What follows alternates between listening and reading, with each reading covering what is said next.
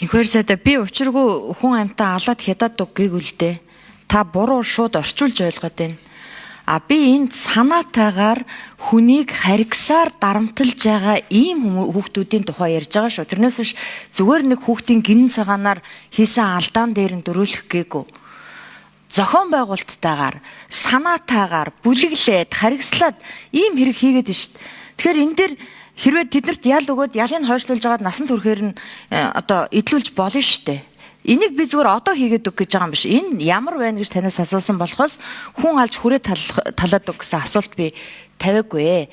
Дээрэс нь энэ үе тэнгийн дээрлэхэлт чинь 16-аас дээш насныхан буюу 14-өөс доош насныхан гэж хоёр хуваагдаад байна. Энэ хүмүүс насан туршээрээ дахиад гэмт хэрэг үлдчихэж шít. Тэгээ мөнгөтэй баян дарга цэрэг албан тушаалтай хүний хүүхдүүд хүн зодчоод гэмтээчээд тэгэл хилийн хориг жоохон тавиулж байгаа л торгуулаад салаад идэг гэж болохгүй шít. Тэд нар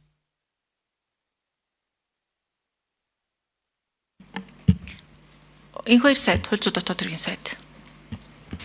Би тооцоо судалгаатай сайн хандах учиртай л гэж байгаа. Энэ үйлдэл ямар нэгэн ял шийтгэлгүй биш.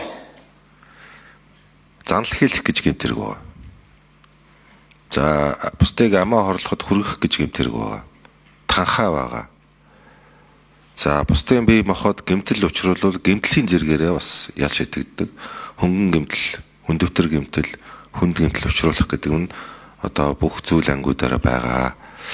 Энийг бие даасан хэлбэрээр жишээлбэл яг үе тэнгийн дээрлэхэлт гэж тусдаа нэг гэмт хэрэг болвол